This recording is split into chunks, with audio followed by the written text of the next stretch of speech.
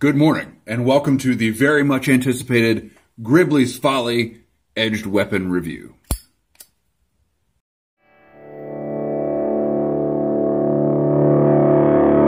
Alright, I'm coming at you from the Gribley's Folly Community Garden and Massage Parlor, and many of you have asked for this video for a tour of the knives that I use in my Gribley's Folly adventures. If you're new to the channel, we smoke pipes, we talk about stuff, and we go outside. And particularly Mr. Grumpy's house. And Mr. Grumpy, we have a lot in common. Grumpy, Gribley, but our names can both be softened by pluralizing them, right? Grumps and Gribs, yeah. And we're basically old curmudgeonly guys that have a lot of pipes and knives. Anyway, I appreciated your knife tour, and I am here to respond with a knife tour of my own. I will be smoking throughout the knife tour my Missouri Meerschaum Dagner Sitting Custom Cob Poker. Has a lot of names, but it's one great pipe. And in it, I am smoking some Hearth & Home Fusilier's Ration. I'm very, very pleased with this tobacco.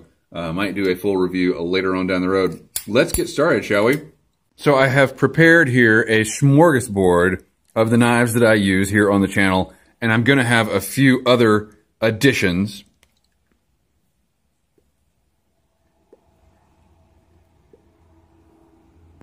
So I have prepared here a selection of the knives that I use on the channel, and I'm going to have a few other honorable mentions to show you. Let's get started here with the smallest knife in the whole collection, which would be the knife on my little Leatherman Squirt PS4. That's a terrible name. It's a terrible name, Leatherman. Why did you name this Squirt? Anyway, there's the knife. I don't use it very much. It is very sharp, and this is my last ditch knife. And throughout the years, this role has been played by many knives, many different tools that hang on my keychain. But I need a keychain knife, and so that's the one that is currently in use. And let's get to an honorable mention real quick here, because let's be honest, I don't need all these knives.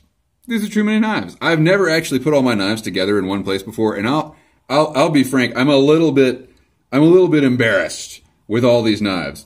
But you can trace that all the way back to when Little Gribbs was a boy in the woods and collected a lot of knives. Most of them were very cheap and came from a flea market or a gas station. And I don't know where I got this knife, but the oldest memory I have of it, it was in 6th grade. And this is your El Cheapo gas station butterfly knife. I don't know if these are legal anymore. Maybe I shouldn't be making a video about this. I don't know. It's a terrible, terrible knife. But this was the one that kind of started it all. I thought this was hot shit when I was a kid. And it was my pocket knife for many years. It is not sharp. I can't, even as an adult, I have not been able to sharpen it.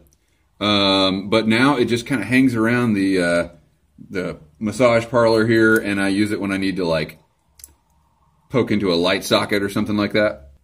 For some years, I wanted to get like an actual adult butterfly knife. It's all right. This is a quite an ingrained habit, but doing it and trying to keep it in the field of view of the camera is hard. For some years, I wanted to get an adult butterfly knife, or balisong as they are sometimes called, and then I realized there's two kinds of people that carry butterfly knives: ninjas and assholes.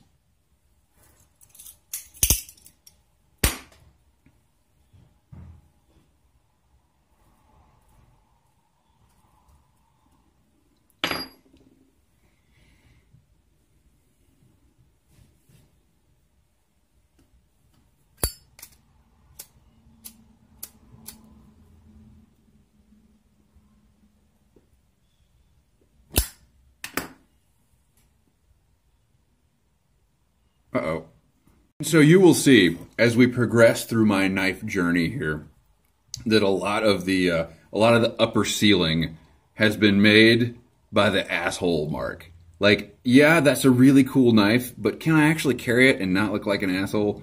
So as we move forward here, I'll try to go. I was going to go in like least, lengthwise, least to greatest, but more coffee. But I think what I'm going to do is go in chronological order. So somewhere around here I have a couple of pocket knives that that I had between 6th grade and adulthood, but this was my first real EDC pocket knife, and this is a Kit Carson CRKT Columbia River Knife and Tool Cricket M16Z, which means it has the Zytel handles, half serrated blade, as you can see. And I love this knife. I carried this knife for about 15 years.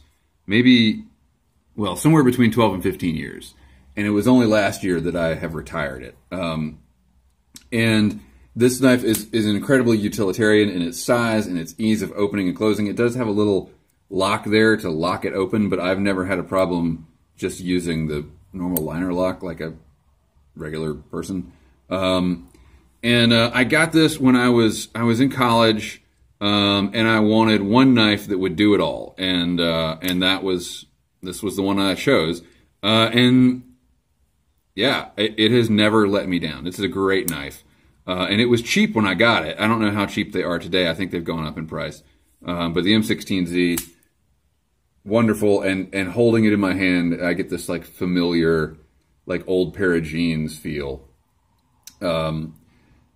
I did scratch up the Zytel handles with a nail or something like that to give it a little more grip. It can be kind of slippery. And almost immediately after I started carrying this knife, I realized it was too big. That's a hefty blade to whip out in front of your boss or something like that when you're at work. You know, it is great for, you know, if you don't want to have several knives, if you don't want to have purpose-specific knives, it's a good all-purpose knife. But I did switch very quickly to the downsized version, the M16 EDC, and I got this in the I believe these are aluminum scales and black blade, just something a little more subtle, a little smaller, straight edge, and I have never really used this knife. I EDC'd it for like a month and lost it, and and then I switched back to the bigger one. Years later, I found it, and it's just too small for me. I mean, as you can see, it's hard to even get a full grip on there. Oh, I just realized I forgot a knife. I'm going to have to go get one. It's a great knife to put in a pack, a small pack. It packs well. It's very thin, super sharp. I mean, it's a really good knife. I never really felt comfortable EDCing it because I wanted something with a bigger handle, and that's going to make my next knife rather ironic. Hang on, let me go find it. So after losing the EDC, I went back to and obviously I found it years later. So after losing the EDC, I went back to the full-size M16, and I carried that, like I said, for a very, very long time, until I started doing more formal work. I'm a photographer, and I moved into weddings and stuff like that. And when the bride has a loose string on her dress or something, this is not the thing you want to pull out and be like, oh, let me help, you know. So I wanted to get a knife that was a little more formal, a little more snazzy, and smaller, not nearly as intimidating. So I got a Boker Subcom with the titanium scales. And this knife, I like this knife a lot. This is my formal knife. It's scary. It's so sharp, and the blade is so curvilicious, and there's not much to hang on to, just like the M16 EDC. That I get a little scared using it, and I'm always scared handing it to someone else to use, especially someone who might not be familiar with using small, very, very sharp knives with a lot of belly. But the jimping is super aggressive. When you get a grip on it, you've got a grip on it. Not going to move anywhere. I only take this to formal occasions, because it's just not a utilitarian enough knife for me. Now, some of the other subcoms with the plastic scales, maybe so, but this one is more of this is a Sunday go to meeting knife. I had the formal knife, and I decided I didn't want to carry a big knife every day. So I needed a new knife that would be my EDC. And this happened early last year, I think. I decided to retire the M16 and get a Columbia River Knife and Tool Squid, which is this little guy right here, and this is the best knife I have ever owned. I know that's a stout statement. The best pocket knife I have ever owned. It is secure. It is sharp. While you can't get a full 4-fingered grip with a lanyard, you can get a pretty damn good grip on it. It's much girthier than something like the handle of the M16 EDC, as you can see there. And I very much prefer straight blades at this point in my life. I don't like the serrations. This knife, I don't like to flip open knives too much. I mean, obviously I'm doing it in this video because that's what we all do in videos on the internet with our knives. But this is a very nice, very subtle, not scare the sheeple kind of knife, because you can just kind of, it's small, and it's almost a sheep's foot blade. I wish it were a little more of a sheep's foot blade.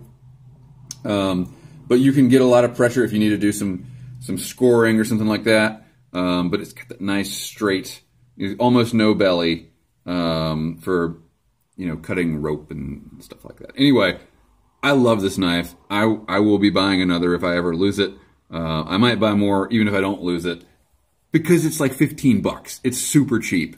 And that has actually become a big factor for me. I don't want expensive knives anymore after I had a bad experience with a Kin Onion random leak from Kershaw around the time of the EDC M16.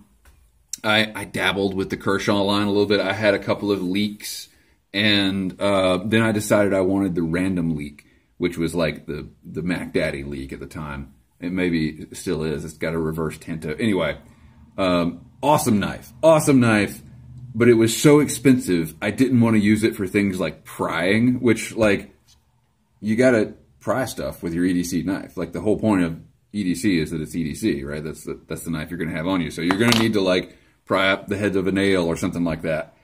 And at one point I did pry something, and it like bent the edge a little bit, and I was like, oh my gosh, this is a $150 knife. Like, I don't want to mess it up. And so I ended up selling it to a buddy for like 50 bucks or something. Just like took a bath on it. Here you go. I can't use this thing. And he carried it for a long time. And finally I was like, dude, I want that knife back. I'm at a place now where I feel like I can use it. I'm going to let go of the nervousness. And he was like, I don't want to sell it. So we went through like a year of this, like, oh, I'll give you 75. I'll give you 85. And finally he was like, okay, you know what? I'm going to sell it back to you. And then he lost it to TSA. So that's why I don't like expensive knives. So the Squid, again, who comes up with these names? The Squid, an excellent knife. Excellent knife. Cannot recommend it highly enough. Doesn't baton well. Not designed for batoning or bushcraft. Don't try that. So back when I was a wee Gribs out in the woods, my grandfather gave me my first bushcraft knife. And it was my first real fixed blade. And it was just an old knife that he had laying around. Just an old U.S. Marine Corps K-bar that was used in the Pacific. And with it, he gave me his Marine Corps Raider stiletto. So these things together are worth like, thousands and thousands of dollars.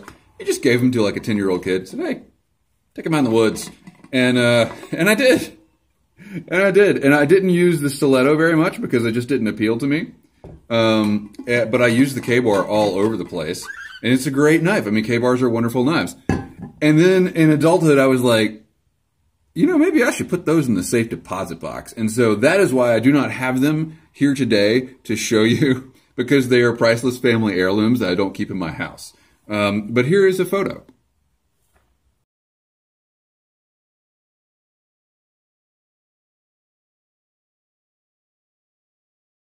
And when I decided to retire my grandfather's K-bar, World War II K-bar from daily use in the woods,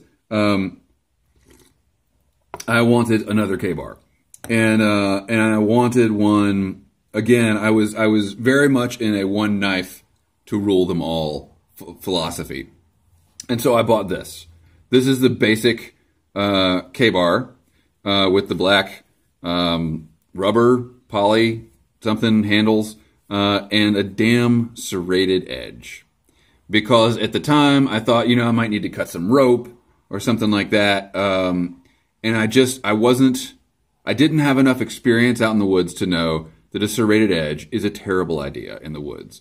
For specific tasks, I think it's great, but big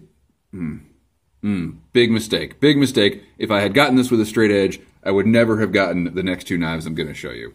But this knife, for all intents and purposes, is a beater knife now.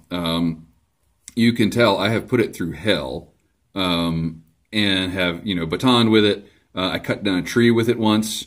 You guys have seen it in some videos where I'm just, it's a chopper. It's big, heavy, it's intimidating. Even in the sheath, it's just, it's like, obviously, it looks like a weapon. It looks like a weapon. And I am not, I think we're going to call this video the Edged Weapon Review, but I am not a person who looks at a knife as a weapon. A knife is a tool. And, if you are in a fight with a knife, you already screwed up, right?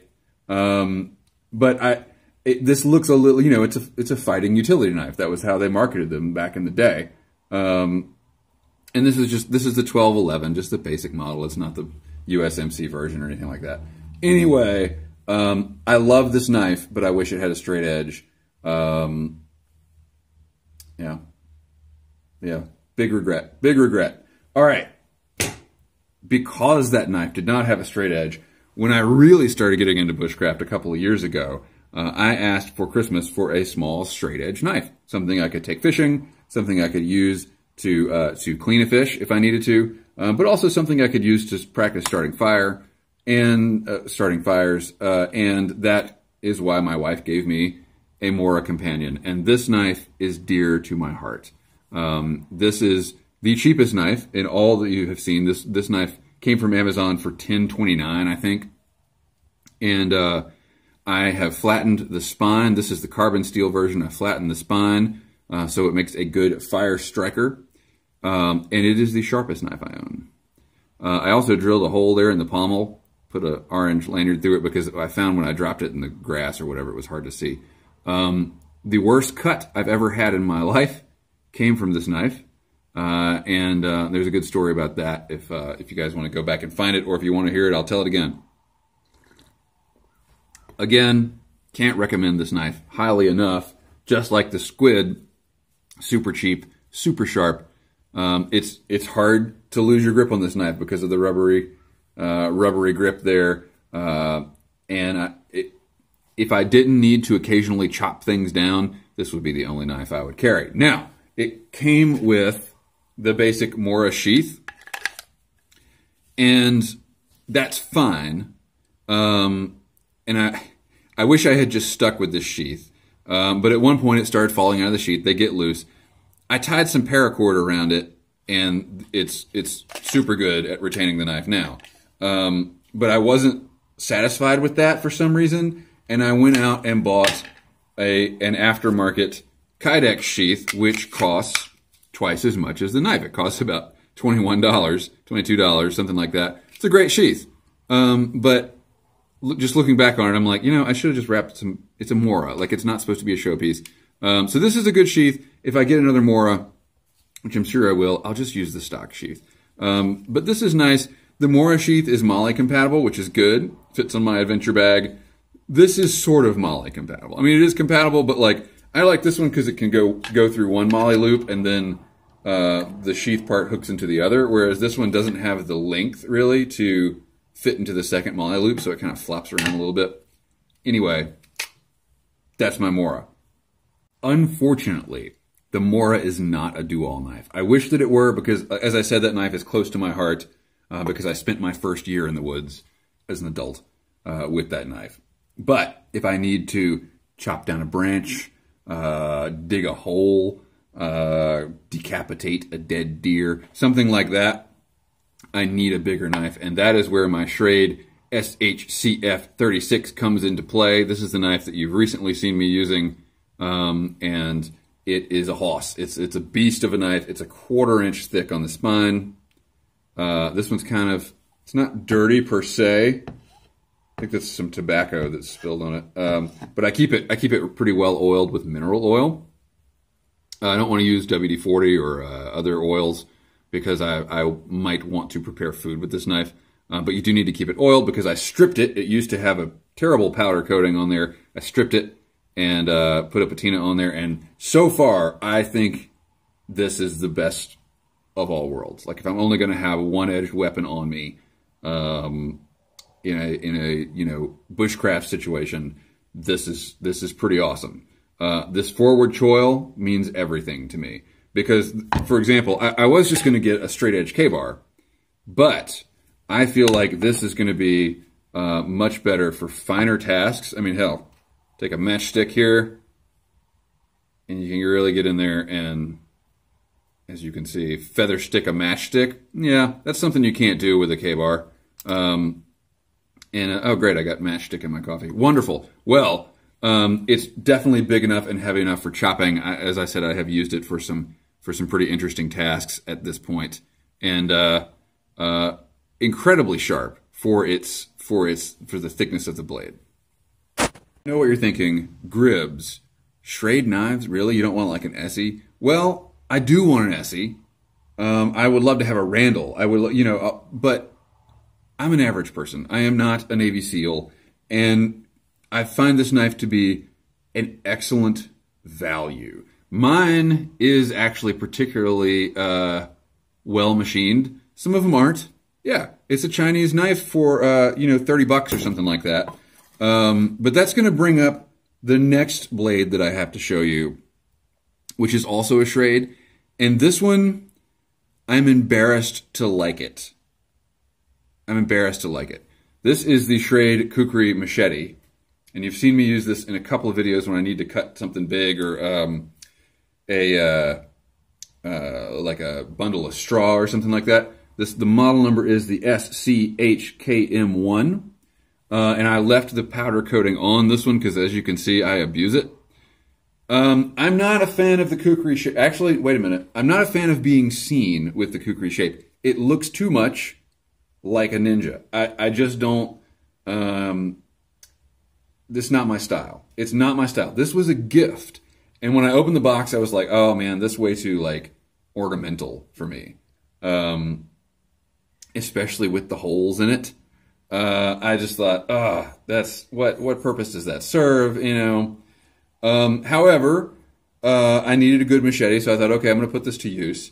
You know, I've had a procession of Walmart machetes throughout my life. As much as I don't want to like it, this thing performs.